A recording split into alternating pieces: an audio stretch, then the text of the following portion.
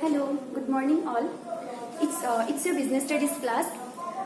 So in last class we discussed about economic activity. Economic activity.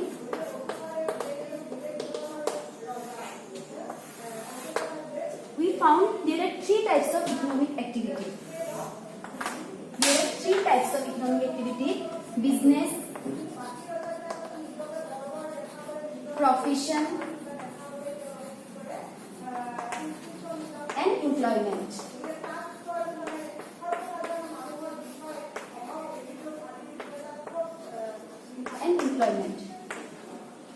আমি পাইছিলো ব্যৱসায়, তিনি ধৰণৰ আৰ্থিক কাৰ্যকলাপ আমি পাইছিলো: ব্যৱসায়, বৃত্তি বা পেছা আৰু নিয়োগ বা চাকৰি।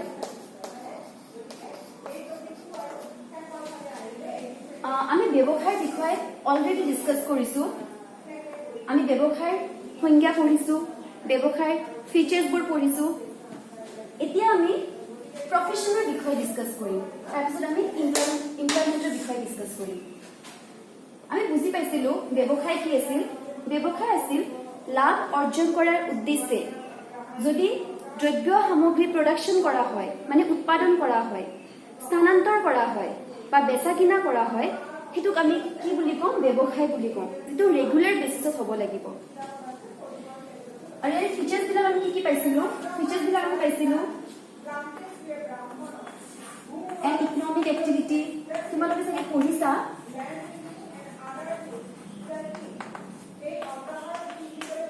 An economic activity. Then আমি পাইছিলো প্রফিট আর্নিং, এটা পাইছিলো।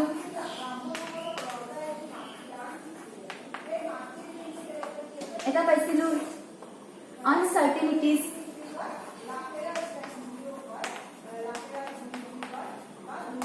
এটা আছিল production and procurement of product. Production and procurement.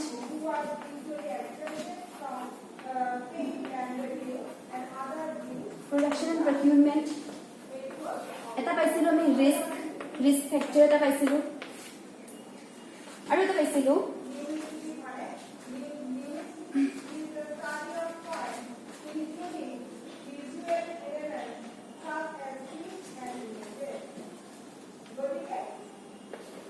regular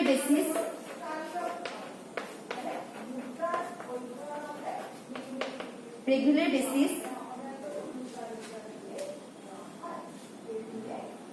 এইকেইটা আমি পাইছিলো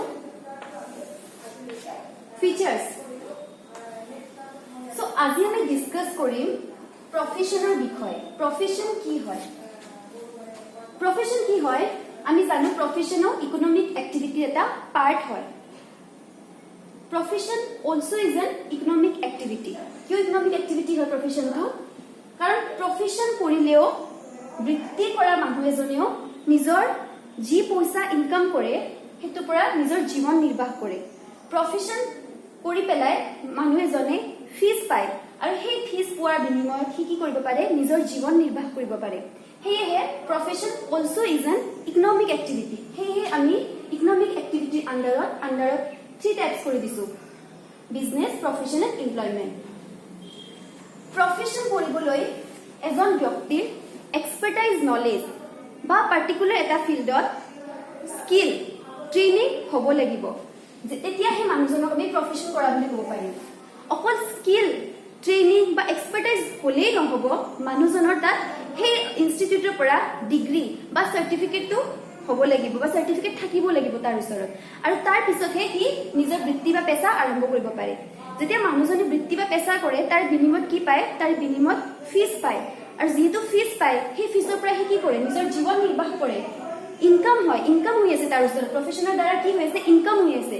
সেয়ে প্ৰফেশনক কি বুলি কোৱা হয়? ইকোনমিক এক্টিভিটি বুলি কোৱা হয়।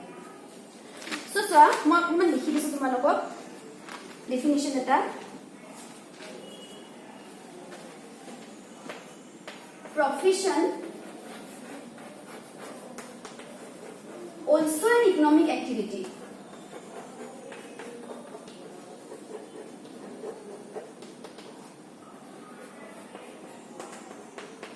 Profession also an economic activity. It requires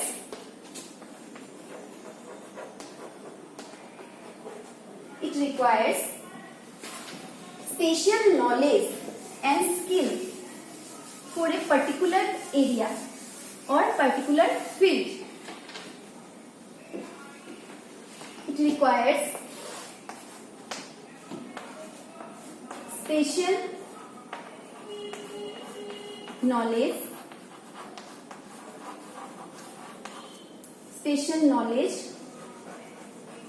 and skill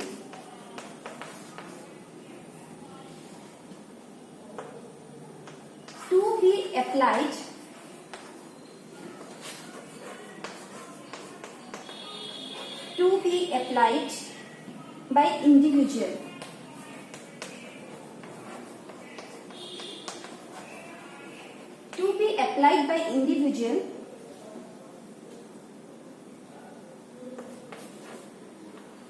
to earn or to earning living. So বুজিবৰ কাৰণে এইখিনি কথা ল'ব পাৰো. Profession also is an economic activity. It requires special knowledge and skill to be applied by individual to earning living.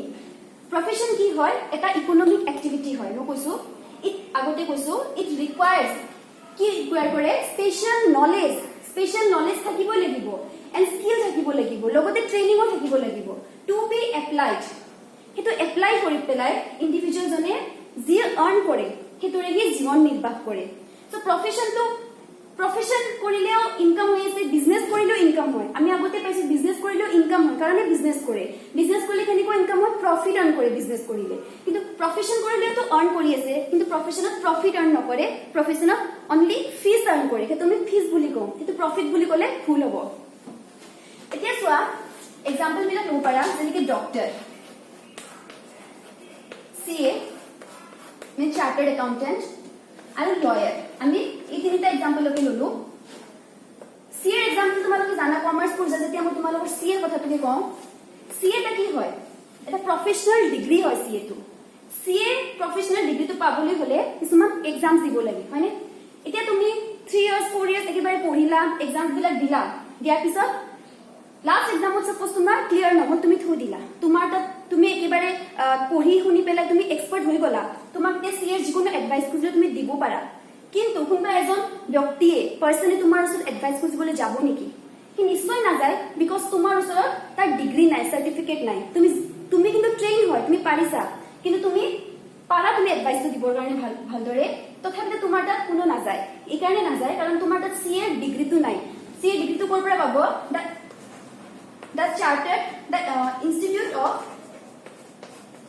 The Institute of Chartered Accountant of India.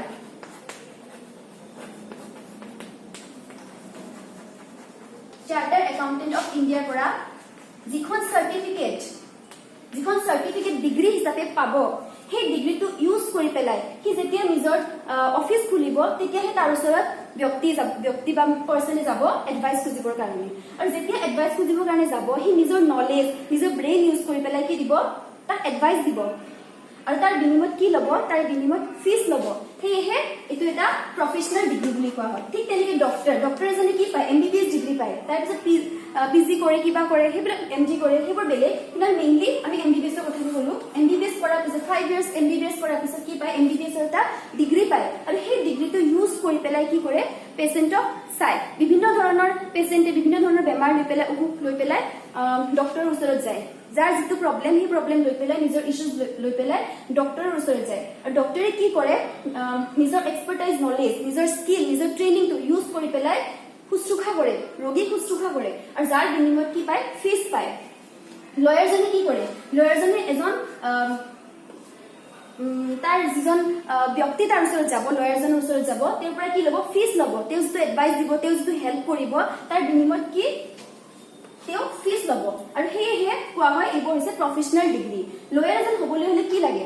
লয়াৰজন এজন particular ল লেভেলত এটা degree লাগিব তেওঁ যে ল কৰিছে তাৰে ডিগ্ৰী তেওঁ সাৰ্টিফিকেট লিগেল সাৰ্টিফিকেট তেওঁ যে থাকিব লাগিব তেতিয়াহে তেওঁ এজন ব্যক্তিক প্ৰবলেমত তেওঁ হেল্প কৰিব পাৰিব আৰু যিটো প্ৰবলেমত তেওঁ হেল্প কৰিব হেতু বিনিময়ত তেওঁ কি ল'ব ফিজ ল'ব হেহে এই তিনিটা কিহৰ আণ্ডাৰত আহে প্ৰফেশনেলৰ আণ্ডাৰত আহে কিন্তু সিএ কৰাজনে যিটো টকা ইনকাম কৰিছে সেই টকাটো আমি প্ৰফিট আৰ্ন কৰা বুলি কম নেকি obviously profit earn কৰা বুলি নকওঁ হেতুক আমি ফিজ লোৱা বুলি কম হেতুক ফিজ বুলি কোৱা হয় হেহে বিজনেছত কি আৰ্ন হয় বিজনেছত প্ৰফিট আৰ্ন হয় আৰু প্ৰফেশনেলত কি হয় প্ৰফেশনেলত ফিজ পায় গতিকে বুজি পালো প্ৰফেশন কি হয় প্ৰফেশন হয় special knowledge and skill apply কৰি পেলাই যেতিয়া এজন ব্যক্তিয়ে আৰ্ন কৰে হেতুকে কোৱা হয় প্ৰফেশন ইখিনি ক্লিয়াৰ হৈছে তোমালোকৰ এতিয়া আমি এমপ্লয়মেন্টৰ কথা অলপমান জানি লওঁ এমপ্লয়মেন্ট কি হয় মানে নিয়োগ বা চাকৰি কি হয়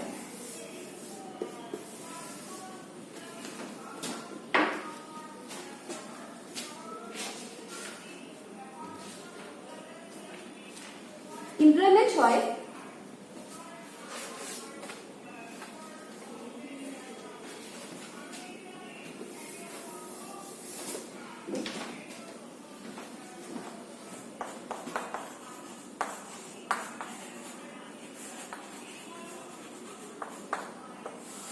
employment নিয়োগ বা চাকৰি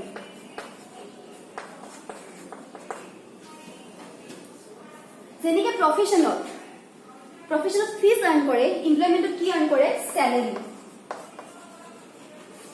স্যালাৰি wages or remuneration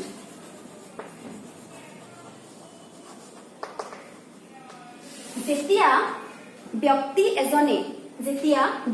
এজনে আনৰ আণ্ডাৰত আনৰ নিৰ্দেশ মতে আনৰ কথা মতে আনৰ যিখিনি জব চাৰ্ট এটা নিৰ্ধাৰণ কৰি দিছে সেই নিৰ্ধাৰিত কাম অনুসৰি যেতিয়া কাম কৰিব হেতু কোৱা হয় এমপ্লয়মেন্ট ইয়াতে যিটো কোৱালিফিকেশন যেনেকৈ প্ৰফেশনত কি আছিল প্ৰফেশনত আছিল যে নিজা কোৱালিফিকেশন নিজা skill proper knowledge proper training লৈ পেলাই আনক হেল্প কৰিব হেতু আছিল প্ৰফেশন কিন্তু ইয়াতে কি আছিল ইয়াতে কি হয় ইয়াতে হয় যে আনে যেটো নিৰ্ধাৰিত কৰি দিব সেই ডিগ্ৰী মতে হে এজন ব্যক্তি আনৰ তলত কাম কৰিব যেনেকৈ মই এক্সাম্পল দিও সাপোজ কোম্পানী এটা জব ওলাইছে সো কোম্পানীত কি লেভেলত জব ওলাইছে কোম্পানীত ওলাইছে কম্পিউটাৰ এসিস্টেন্ট এজন লাগে কম্পিউটাৰৰ পাৰ্সন এজন লাগে হিহঁতক তো এমপ্লয়াৰ জনে সেই কোম্পানীটোৰ যিজন এমপ্লয়াৰ থাকিব সেই এমপ্লয়াৰ জনে যি কোৱালিফিকেশন নিৰ্ধাৰণ কৰি দিব কি কোৱালিফিকেশন নিৰ্ধাৰণ কৰি দিব তেতিয়া তেওঁ নিৰ্ধাৰণ কৰি দিব যে তেওঁ কম্পিউটাৰ কোৱালিফিকেশনটো 6 মান্থ অৰ 1 ইয়াৰৰ কি লাগিব কম্পিউটাৰ কোৱালিফিকেশন থকা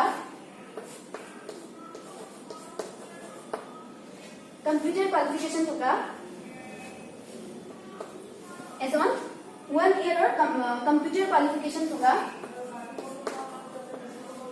এজন পাৰ্সন লাগিব গতিকে তেওঁ তেতিয়া যি কোৱালিফিকেশন নিৰ্ধাৰণ কৰি দিব কম্পিউটাৰৰ কাৰণে বা নিজৰ জবটো কম্পিউটাৰ এসিস্টেন্টৰ কাৰণে সেই কোৱালিফিকেশন অনুসৰি কি কৰিব ব্যক্তিজনে গৈ পেলাই নিজৰ পোষ্টৰ কাৰণে এপ্লাই কৰিব বা কাম কৰিব তেতিয়া কোনো ধৰণৰ চাৰ্টাৰ্ড একাউন্টেন্ট বা তেনেকুৱা ধৰণৰ স্কিল তেতিয়া কামত নাহিব তেতিয়া কি কামত আহিব যি ধৰণৰ কামৰ প্ৰয়োজন সেই মতেহে এমপ্লয়াৰজনে যি নিৰ্ধাৰণ কৰি দিব কাম সেই মতেহে কাম কৰিব লাগিব আৰু ইয়াৰ বিনিময়ত সেই পাৰ্সনজনে কি পাব ইয়াৰ বিনিময়ত পাৰ্সনজনে স্যালাৰি পাব বা ওয়েজেস পাব বা ৰেমুনাৰেশন পাব যেনেকৈ তোমালোকে দেখিছা হাজিৰা কৰা মানুহ মানে বিভিন্ন ব্যক্তিয়ে দিনটোত আমি হাজিৰা কৰা বুলি কওঁ দিনটোত কি কৰে কাম কৰে ডেইলি বেসিছত সিহঁতে কাম কৰে আৰু ডেইলি বেসিছত পইচাখিনি ইনকাম কৰে মানে দিনটোত সিহঁতে পাৰ ডে 400 বা 350 কে সিহঁতে আৰ্ন কৰে হেতুক আমি কি বুলি কওঁ হেতুক আমি ওয়েজেস পোৱা বুলি কওঁ মানে হি দিনটো কাম কৰি মৰ্নিং 9টা বজাৰ পৰা এটা পাৰ্টিকুলাৰ টাইম থাকে 9টাৰ পৰা হি 4টা লৈকে কাম কৰিছে আৰু 9টাৰ পৰা 4টা লৈকে যিখিনি কাম কৰিছে সেই কামৰ বিনিময়ত কি পাইছে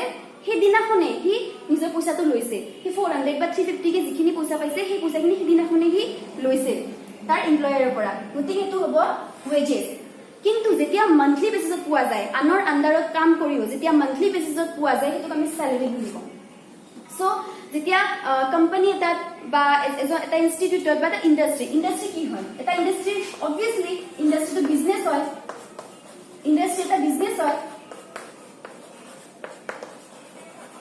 কিন্তু যেতিয়া ইন্ডাষ্ট্ৰিয়ে নিজৰ বিভিন্ন ধৰণৰ কাম কৰিবৰ কাৰণে মানুহ হায়াৰ কৰিব সিহঁতৰ কোৱালিফিকেশ্যন অনুযায়ী মানুহ হায়াৰ কৰিব আৰু সিহঁতক যদি চেলাৰি দিয়ে that means they are employer যদি মানুহ হায়াৰ কৰি সিহঁতক যদি চেলাৰি প্ৰভাইড কৰে that means they are employ that means they are employ মানে সিহঁত হৈছে নিয়োগকৰ্তা বা চাকৰি যোনে যাৰ আণ্ডাৰত চাকৰি কৰি আছে সিহঁত হৈছে এমপ্লয় সো এতিয়া তোমালোকে বুজি পালা এমপ্লয়মেন্ট কি হয় এমপ্লয়মেন্টৰ কাৰণে কোনো ধৰণৰ স্কিল বা এক্সপাৰ্টাইজ নলেজৰ প্ৰয়োজন নাই যিটো কোৱালিফিকেশ্যন নিৰ্ধাৰণ কৰি দিয়া থাকে সেই কোৱালিফিকেশ্যন নিৰ্ধাৰিত কাম অনুসৰি সিহঁতে কাম কাজবিলাক চলাই নিয়ে এতিয়া আমি এই তিনিটাৰ মাজত ডিফাৰেন্স পঢ়িম তিনিটা মানে বিজনেছ প্ৰফেশ্যন এণ্ড এমপ্লয়মেন্ট আমি জানো তিনিটা ইকনমিক এক্টিভিটি বিজনেছ প্ৰফেশ্যন আৰু এমপ্লয়মেন্ট তিনিটা হৈছে economic activity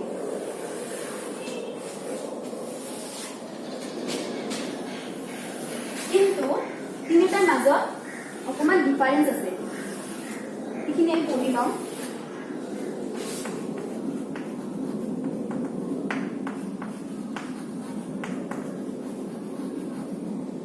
business, profession and employment.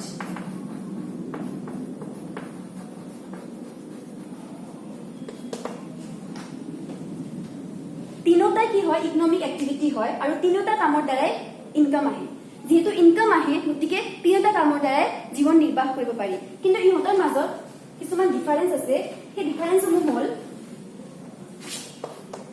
Mode of establishment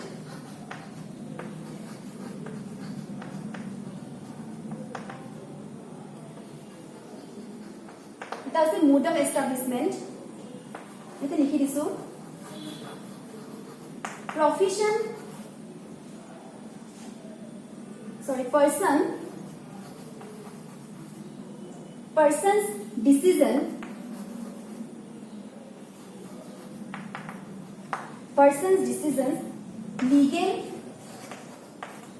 person's decision legal formalities if necessary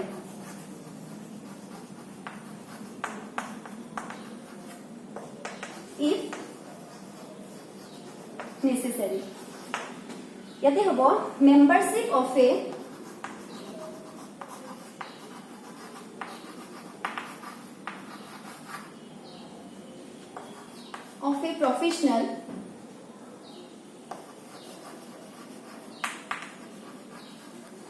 membership of a professional body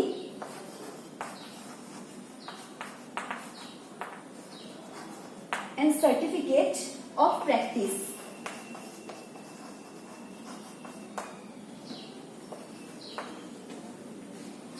and yate appointment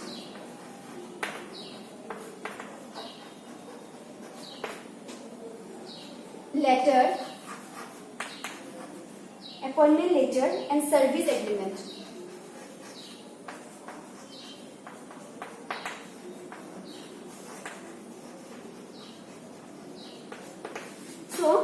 তোমালোকে চোৱা বিজনেছত কি হয় বিজনেসটো কেনেকৈ স্টাৰ্ট কৰিব পাৰি মোড অফ এষ্টাব্লিছমেণ্ট মিন্স আৰম্ভণি ব্যৱসায়টো কেনেকৈ আৰম্ভ কৰিব পাৰি ব্যৱসায় আৰম্ভ কৰিব পাৰি ব্যক্তিৰ নিজা সিদ্ধান্তৰ ওপৰত ব্যক্তিজনৰ নিজা ডিসিশনৰ ওপৰত বা ব্যৱসায় অনুযায়ী বিজনেস অনুযায়ী লিগেল ফৰ্মেলিটিজ যদি প্ৰয়োজন থাকে সেইটো এপ্লাই কৰি পেলাই যেনেকৈ পাৰ্টনাৰশ্বিপ বিজনেস কিছুমান পাৰ্টনাৰশ্বিপ বিজনেস ৰেজিষ্ট্ৰেচন নকৰিলেও হয় আৰু কিছুমান পাৰ্টনাৰশ্বিপ বিজনেস ৰেজিষ্ট্ৰেচন কৰিব লাগে কোম্পানীটো কম্পালসৰি হয় ৰেজিষ্ট্ৰেচন কৰা এই যিবোৰৰ প্ৰয়োজন বা সোল প্ৰপাৰ্টাৰশ্বিপ বিজনেস একক মালিকীস্বত্ব ব্যৱসায়বোৰ তাতে কোনো ধৰণৰ জাস্ট লাইসেন্স এটা হলেই হয় ব্যৱসায়টো আৰম্ভ কৰিবৰ কাৰণে আৰু কোনো ধৰণৰ লিগেল ফৰ্মেলিটিজৰ প্ৰয়োজন নহয় সেয়েহে সেইবোৰ বিজনেস যিবোৰ বিজনেসৰ প্ৰয়োজন আছে প্ৰয়োজন সাপেক্ষে সিহঁতে কি কৰে কেনেকৈ ব্যৱসায়টো বা প্ৰফেশ্যন বা এমপ্লয়মেন্ট আৰম্ভ কৰিব কেনেকৈ কৰিব ব্যৱসায় পাৰ্সনছ ডিসিশনছ লিগেল ফৰ্মেলিটিজ ইফ নেসেসাৰী মানুহ এজনৰ যোনে ব্যৱসায়টো আৰম্ভ কৰিব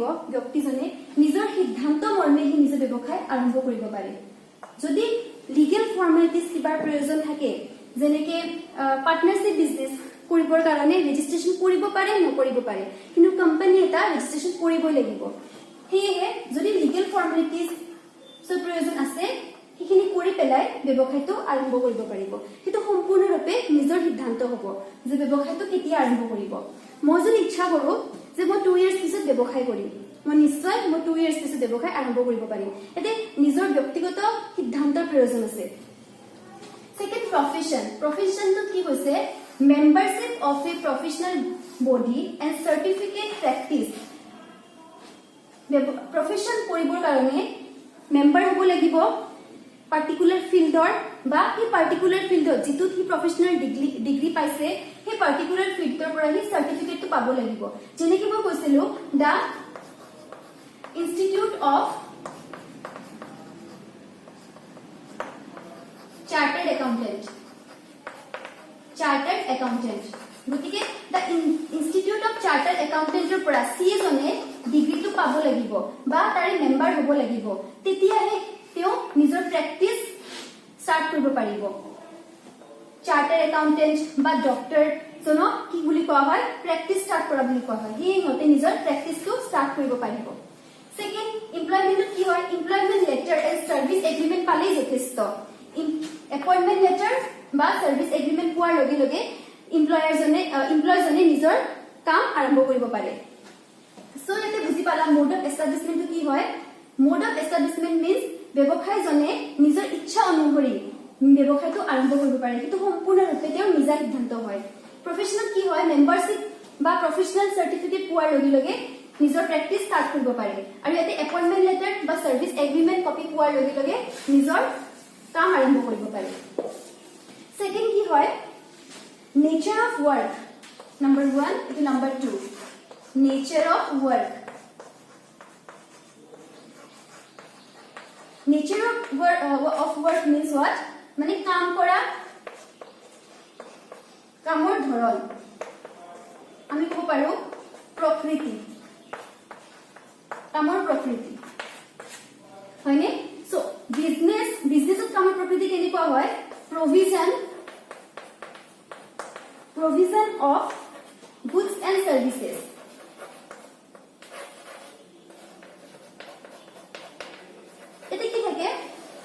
গুডস এন্ড সাৰ্ভিস কি হয় ব্যৱসায়ত গুডস এন্ড সাৰ্ভিস কিনা বেচা কৰা হয় গতিকে ইয়াতে কিহৰ প্ৰভিজন থাকে গুডস এন্ড সাৰ্ভিসৰ প্ৰভিজন থাকে সামগ্ৰীৰ কিনা বেচা কৰা হয় ব্যৱসায়ত ইয়াতে কি কৰা হয় প্ৰফেশনত ৰেন্ডাৰিং অফ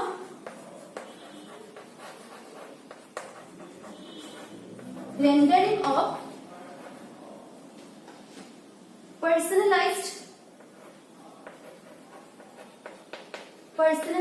services expert services বুলি দিলে বেছি বেটাৰ হ'ব সো ইয়াতে কি হয় ৰেন্ডাৰিং অফ পাৰ্সোনালাইজড সাৰ্ভিসেস ব্যক্তিগত সেৱা আগবঢ়োৱা হয় এক্সপাৰ্ট সমূহৰ দ্বাৰা যিবোৰ এক্সপাৰ্ট থাকিব যেনে ডক্টৰ যেনেকে চাৰ্টাৰ্ড একাউন্টেন্ট যেনেকে লয়াৰ সিহঁতে কি কৰিব নিজৰ এক্সপাৰ্ট নলেজটো ব্যক্তিগত সাপেক্ষে যাৰ যেনেকে প্ৰয়োজন সেই সাপেক্ষে সেৱাটো আগবঢ়াব যেনেকে সিএ জনে নিজৰ ডিগ্ৰী নিজৰ এক্সপাৰ্ট নলেজ খিনি ইউজ কৰি পেলাই কি কৰিব সেৱা আগবঢ়াব ঠিক তেনেদৰে ডক্টৰ জনে কি কৰিব ডক্টৰ জনে নিজৰ মেডিকেল নলেজ ইউজ কৰি পেলাই যাৰ বেমাৰ যেনেকুৱা সেইমতে শুশ্ৰূষা কৰিব গতিকে তেওঁ নিজৰ ব্ৰেইন নিজৰ মগজু খটাই পেলাই যিটো ডিগ্ৰী পাইছে সেই ডিগ্ৰীটো এক্সপাৰ্ট নলেজ ইউজ কৰি পেলাই ইউজ কৰিব দেন ইয়াতে কি কৈছে performing work as per service contract ইয়াতে কি কৰিব performing work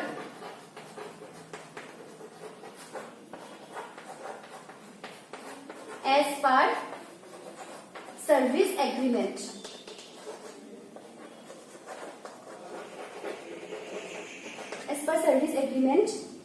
and contract of service agreement of rule of services so yate ki hoise performing work as per service agreement of rule of services means agreement যেটো agreement হবো কাম এটা start কৰাৰ আগতে এমপ্লয়াৰ জনক কি কৰে এটা এগ্ৰিমেন্ট কপি দিয়ে যেটো এগ্ৰিমেন্টত বা কন্ট্ৰাক্ট মিন্স চুক্তি কন্ট্ৰেক্ট এটা দিব, কন্ট্ৰেক্ট লেটাৰ, তাতে কন্ট্ৰেক্ট বুলি লিখিব পাৰা তোমালোকে, মানে চুক্তি পত্ৰ এখন দিব, সেই চুক্তি অনুযায়ী যিখিনি কাম তেওঁৰ বাবে নিশ্চিত থাকিব সেইখিনি কাম তেওঁ কৰিব। মানে কামৰ প্ৰকৃতি ইয়াতে হৈছে গুডছ এণ্ড চাৰ্ভিছৰ কিনা বেচা হয়, গুডছ এণ্ড চাৰ্ভিছত ইয়াতে কি হয় এক্সপাৰ্টাইজ নলেজ ইউজ কৰি পেলাই সেৱা আগবঢ়োৱা হয়, আৰু ইয়াতে চাৰ্ভিছ এগ্ৰিমেণ্ট মতে বা কামৰ চুক্তি মতে যি কাম উল্লেখ থাকিব সেইখিনি কাম কৰিব।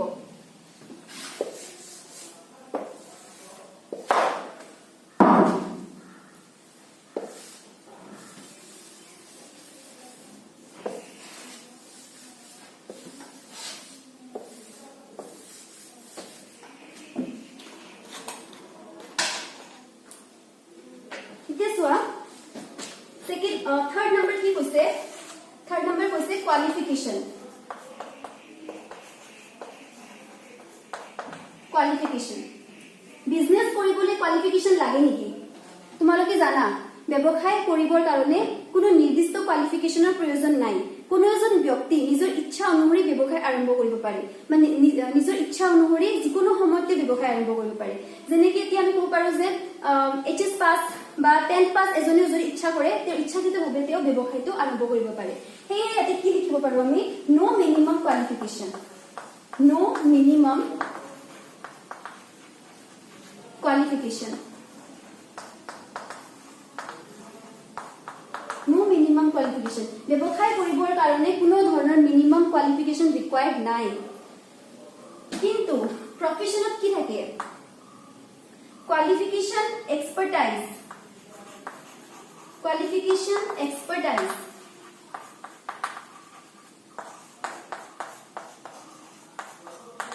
qualification expertise and training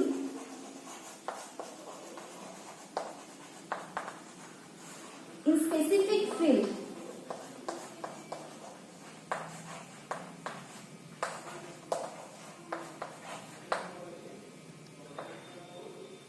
as prescribed, ইয়াতে কি হয় qualification is necessary, expertise knowledge and training সিহঁতৰ স্পেচিফিক ফিল্ডত নেচেচাৰী হ'ব। কি হয় ইয়াতে কি দিছে, প্ৰফেশ্যনত কি হয় প্ৰফেশ্যনেল ডিগ্ৰী এটা পাবলৈ হ'লে বা নিজৰ প্ৰফেশ্যনটো ষ্টাৰ্ট কৰিবলৈ হ'লে কি লাগে, এক্সপাৰ্টাইজ নলেজ লাগে, ট্ৰেইনিং লাগে তাৰ পাৰ্টিকুলাৰ ফিল্ডত, আৰু কি লাগে স্কিল লাগে। সেইখিনি ইউজ কৰি পেলাইহে নিজৰ কাম আৰম্ভ কৰিব পাৰে। সেয়ে ইয়াতে কোৱালিফিকেশ্যনটো ৰিকুৱাৰ্ড হয়। কিন্তু ইয়াতে কেনেকুৱা হয় এমপ্লয়মেণ্টত, কোৱালিফিকেশ্যন যিটো নিৰ্ধাৰণ কৰি দিব, যি কোৱালিফিকেশ্যনৰ প্ৰয়োজন ধৰি দিব এমপ্লয়াৰজনে সেইমতেহে কাম কৰিব। সেই ইয়াতে আমি কি লিখিব পাৰো, qualification and training as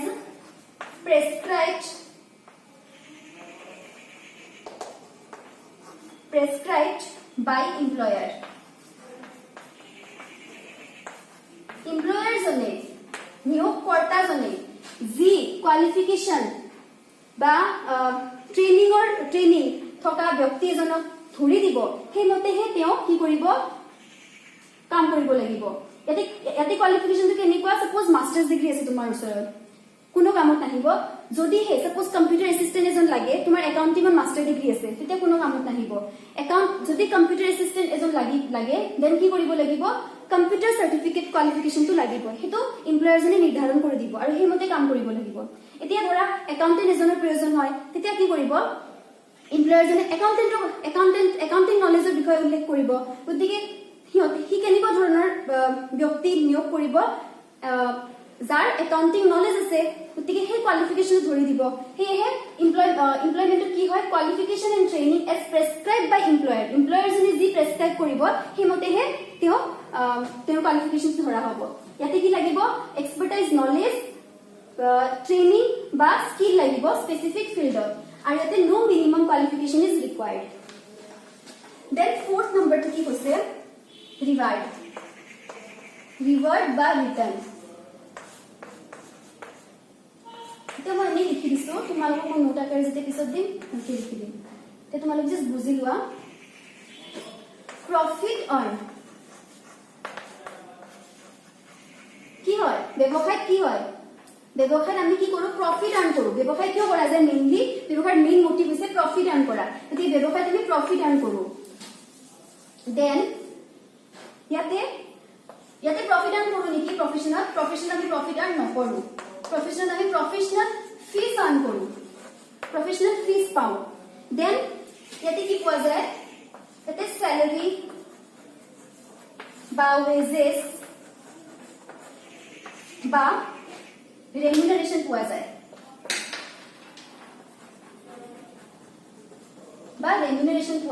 so আমি বুজি পালো ব্যৱসায় এটা আৰম্ভ কৰিলে আমাৰ মেইন মোটিভ কি থাকে আমাৰ মেইন মোটিভ থাকে প্ৰফিট আৰ্ন কৰা প্ৰফিট আৰ্ন মোটিভ নাথাকিলে সেইটো ব্যৱসায় কৰা বুলি কোৱা নাযায় গতিকে ব্যৱসায়ত আমি কি ৰিটু ৰিৱাৰ্ড হিচাপে পাওঁ তো ৰিটাৰ্ণ পাওঁ ব্যৱসায় এটা কৰিলা তাতে তুমি ইনভেষ্টমেন্ট কৰিলা ক্যাপিটেল তাৰ বিনিময়ত তুমি যি পালা সেইটো কি কোৱা হয় প্ৰফিট বুলি কোৱা হয় প্ৰফেশন কৰাৰ পিছত এটা তুমি এক্সপাৰ্টাইজ সাৰ্ভিস দিলা কোনবা এজন ব্যক্তি কোনবা এজন ডক্টৰে কি কৰিলে ৰোগীক শুশ্ৰূষা কৰিলে তাৰ বিনিময়ত সি যি পাব সেইটো কি কোৱা হয় ফিজ বুলি কোৱা হয় আৰু এগ্ৰিমেন্ট সাপেক্ষে চুক্তি সাপেক্ষে এমপ্লয়াৰৰ কাৰণে যিখিনি কাম কৰি দিব তাৰ বিনিময়ত যি পাব সেইটো কোৱা হয় স্যালাৰি ওয়েজেস বা ৰেমুনাৰেশন এতিয়া চোৱা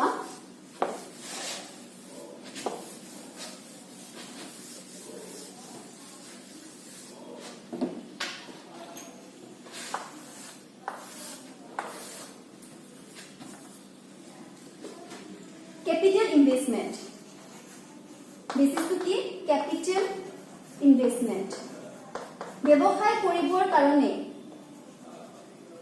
আটাইতকৈ প্ৰয়োজনীয় বস্তুটো কি obviously আমি জানো capital নহলে ব্যৱসায়ৰ কথা ভাবিবই নোৱাৰি গতিকে ব্যৱসায় কৰিবলৈ সবতকৈ ইম্পৰ্টেন্ট বস্তু হৈছে capital এতিয়া এই আমি কি লিখিম বিজনেছত কি লিখিম required capital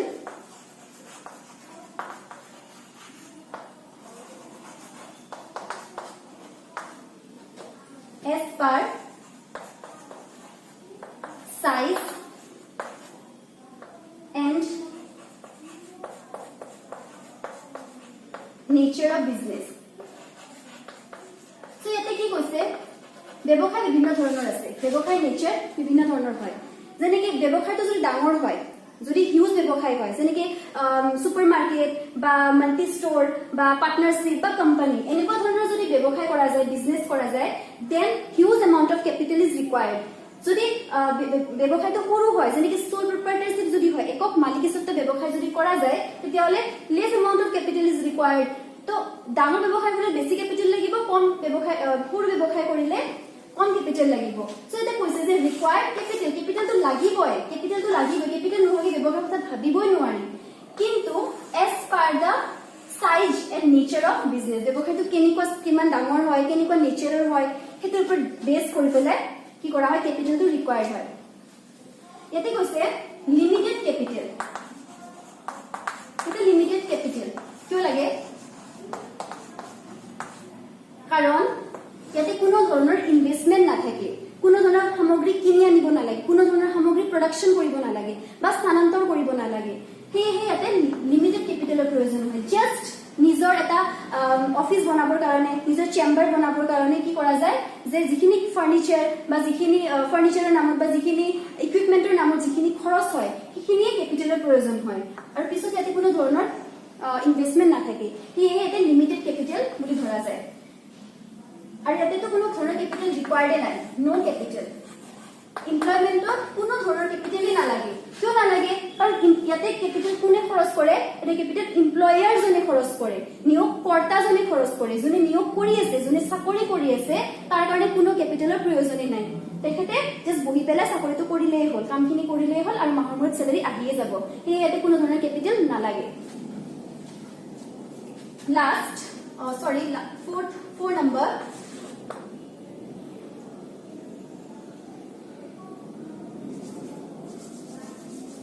sorry 4 number নহয় তো এটা তোমালোকৰ 7 number হ'ব লাষ্ট risk and uncertainties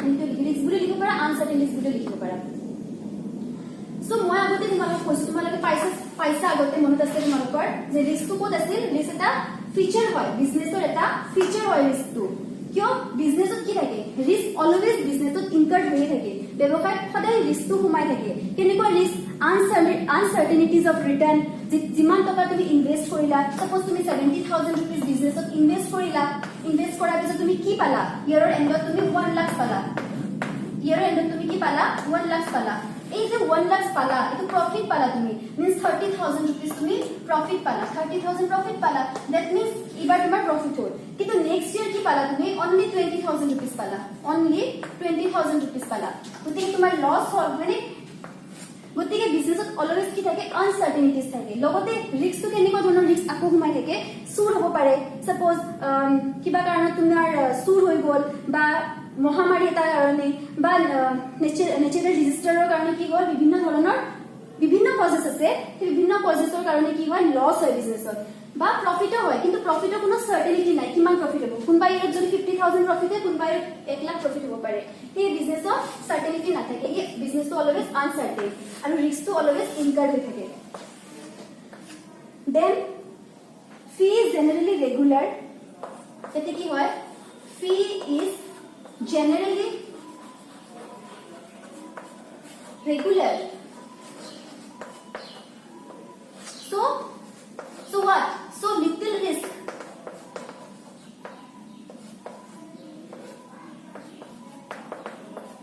ইয়াতে একেবাৰে লিটল ৰিস্ক থাকে মানে সাম ৰিস্ক বুলি ক'ব পাৰো আমি মাহৰ পিছত বা সৰি মাহৰ পিছত নহয় এটা যেতিয়া ডক্টৰ এজনে ৰোগী শুশ্ৰূষা কৰিব লয়াৰ এজনে যেতিয়া হেল্প কৰিব বা সি এজনে যেতিয়া এডভাইস দিব তেতিয়া কি পাব তেতিয়া ফিজ পাব সেই ফিজটো যেহেতু পাবই ৰেগুলাৰ বেসিছত বেছিকে পাব পাৰে কমকে পাব পাৰে কিন্তু এটা ৰেগুলাৰ বেসিছত কি ফিজ ইনকাম কৰিবই হেতে কি বুলি কোৱা হৈছে ফিজ ইজ জেনাৰেলি ৰেগুলাৰ কিন্তু লিটল ৰিস্ক বুলি একাৰণে কোৱা হৈছে যে এটা কোনো ধৰণৰ ইনভেষ্টমেন্ট নাথাকে যেহেতু ইনভেষ্টমেন্ট নাথাকে যেহেতু খৰচ নাই গতিকে কেতিয়াবা কম ফিজ পালেও সিহঁতৰ কোনো ধৰণৰ লছ নহয় সেইকাৰণে কৈছে যে লিটল ৰিস্ক আৰু ইয়াতে নো ৰিস্ক ইয়াতেতো নো ৰিস্ক ইয়াতে কোনো ধৰণৰ ৰিস্কই নাথাকে এমপ্লয়াৰ কি হয় মাহৰ মূৰত salary পাবই no risk বুলি লিখি দিলো মই means fixed and regular pay এটো লিখিব পাৰা fixed and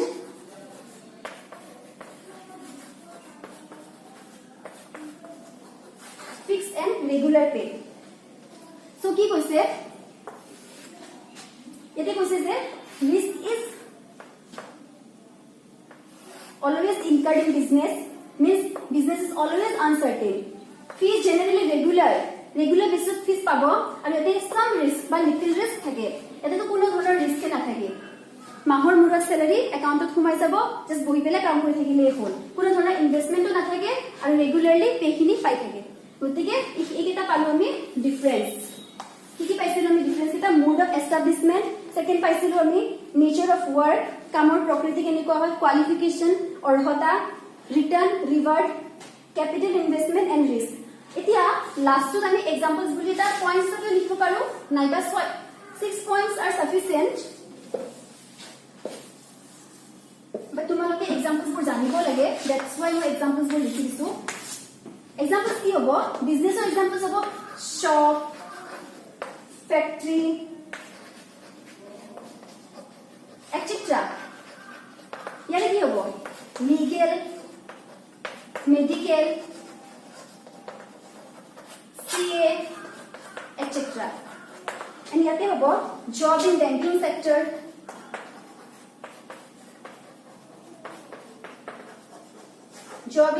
sector insurance companies job in insurance company government companies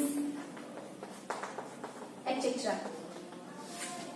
so ikhini hol difference এতিয়া আমি next topic লকে যাম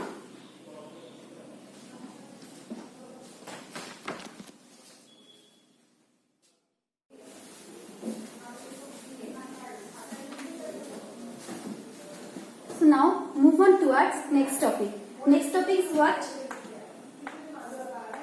Types of business. আমি এটা ডায়াগ্রাম হিসেবে লম তেতিয়া বুজিব ইজি হ'ব আমি ফার্স্ট কি পাইছিলো আমি ফার্স্ট পাইছিলো অ্যাক্টিভিটি আসলে মন হিউম্যান অ্যাক্টিভিটি পাইছিলো আমি first so activities are two types economic activity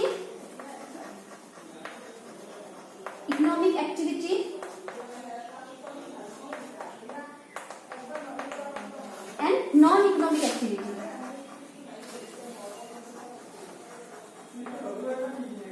Non-economic activity. So, আমি non-economic কথা পঢ়া নাছিলো, আমি পঢ়িছিলো economic activity কথা. So, economic activity আৰু কি আছিলে? 3 types আছিলে. Business, profession and employment. আমি অকমান আগতে ডিসকাস কৰিলো বিজনেস, প্ৰফেশন এন্ড এমপ্লয়মেন্টৰ বিষয়ে. এতিয়া আমি পঢ়িম টাইপস অফ বিজনেস. বিজনেস কি কি টাইপসৰ হয় এতিয়া আমি ডিসকাস কৰিম টাইপস অফ বিজনেস.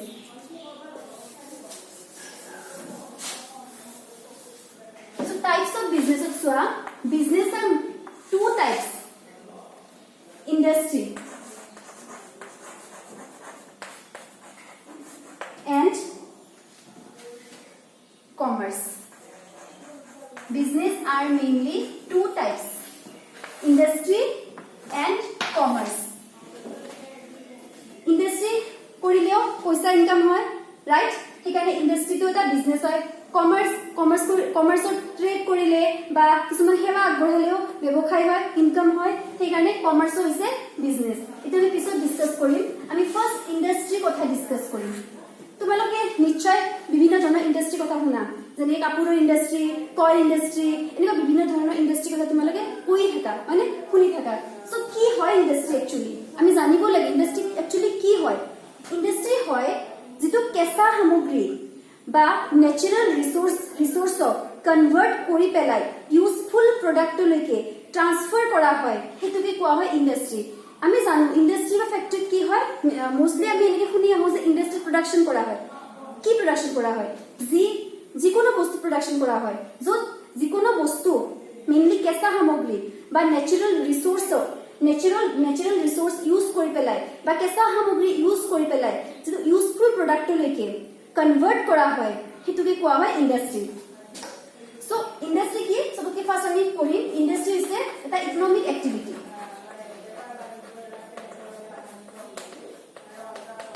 ইণ্ডাষ্ট্ৰি কি হয়?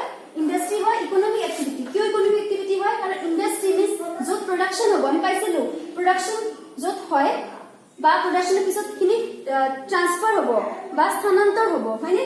গতিকে তাৰ পৰা কি হ'ব? লাইভলিহুড পাব কোনবাই ইণ্ডাষ্ট্ৰি জনে কৰিব, হি প্ৰফিট আৰ্ন কৰিব. হিহে ইণ্ডাষ্ট্ৰি হৈছে এটা economic activity. Second, connected with কিহৰ লগত কানেক্টেড হয় industry? Connected with conversion of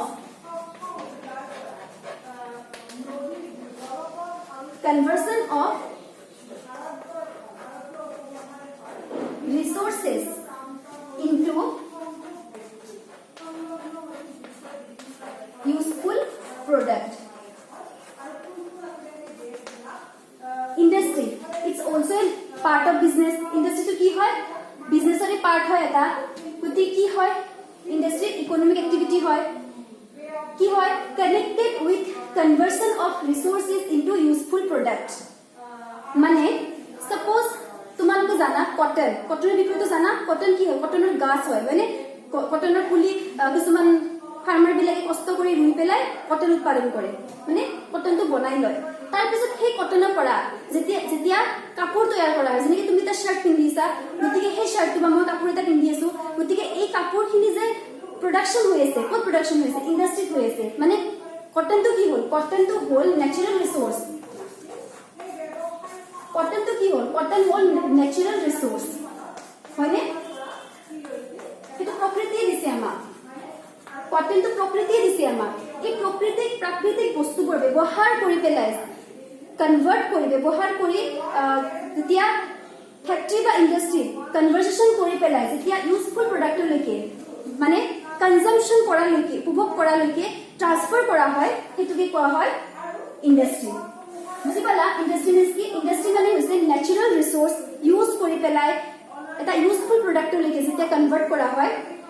useful useful product মানে কি এটা ইউজফুল মানে ইউজ কৰা বিধৰ হ'ব লাগিব মিন্স কনজিউম কৰিব লাগিব কাস্টমাৰে প্ৰডাক্টবোৰ কিনি আনে কাস্টমাৰে কি কৰে প্ৰডাক্টবোৰ কিনি আনে আমি কাস্টমাৰ আমি মাৰ্কেটৰ পৰা কাপোৰ কিনি আনিছো খোৱা বস্তু কিনি আনিছো বিভিন্ন ধৰণৰ বস্তুবিলাক কিনি আনিছো এতিয়া যেতিয়া আমি কেনেকৈ কিনি আনিছো বস্তুখিনি আমি বস্তুখিনি ৰেডি বস্তু এটা কিনি আনিছো মানে তো ইউজফুল হৈ আছে আমি এতিয়া ব্যৱহাৰ কৰিব পৰা অৱস্থাত পাই আছো কটনটো আনি পেলাই আমি কি কাপোৰ হিচাপে পিন্ধিব পাৰিম নেকি এইটো অবভিয়াছলি নোৱাৰো সেইটো কাপোৰলৈকে কনভাৰ্ট কোনে কৰিছে ইণ্ডাষ্ট্ৰীবোৰে এইটো কাপোৰলৈকে কনভাৰ্ট কৰিছে সেই নেচাৰেল প্ৰডাক্ট বা নেচাৰেল ৰিচোৰ্চেছ ইউজ কৰি পেলাই যেতিয়া গুডছ বা ৰিচোৰ্চটো কনভাৰ্ট কৰা যাব ইউজফুল প্ৰডাক্টলৈকে মানে কনজাম্পশ্যন হোৱালৈকে যেতিয়া এইটো কনভাৰ্ট কৰা যাব সেইটোকে কোৱা হয় ইণ্ডাষ্ট্ৰী সো ইণ্ডাষ্ট্ৰী আকৌ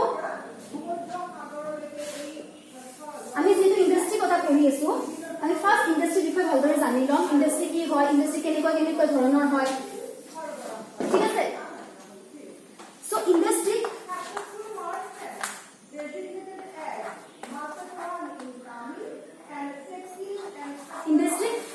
three types of divide kora hoy there are three types of industry এই three types of industry কেনেকুৱা হয় প্ৰত্যেকটো ষ্টেজত ইণ্ডাষ্ট্ৰী কি কেনেকুৱা ভূমিকা পালন কৰে সেই বিষয়ে আমি পঢ়িম সো কেনেকুৱা ধৰণৰ ইণ্ডাষ্ট্ৰী আছে এটা আছে primary industry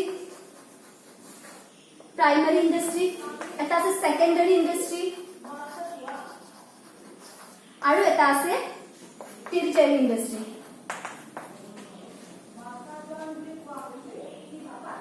means auxiliaries to trade tertiary industry so primary industry ki hoy natural resource use kori pelai jetia hamogri convert kora hoy etu je primary he hamogri khini ako kisumaner kesa hamogri hisabe ব্যবহার kori ji bostu production kora hoy etu is secondary industry ako primary industry और secondary industry व्यवहार कारणे जिबोर industry सहाय करे Haber कोৱা হয় territory industry এতিয়া আমি ভালদৰে primary industry secondary industry tertiary industry বিষয়ে আমি নেক্সট ক্লাছত ডিসকাস কৰিম আজি তোমালোকে যিখিনি ডিফাৰেন্স তোমালোকক দিলো প্ৰফেশন বা এমপ্লয়মেন্ট আৰু বিজনেছৰ কথা যিখিনি তোমালোকৰ লগত ডিসকাস কৰিলো সেইখিনি তোমালোকে ভালদৰে ষ্টাডি কৰি পেলাই চাবা আৰু এনি কনফিউজন তোমালোকে WhatsAppত মোক মেছেজ কৰিব পাৰা কল কৰি সুধিব পাৰা গতিকে এইখিনি বস্তু নেক্সট ক্লাছত ভালদৰে ষ্টাৰ্টিংৰ পৰা ডিসকাস কৰিম আজি ইয়াতে এৰিলো থ্যাংক ইউ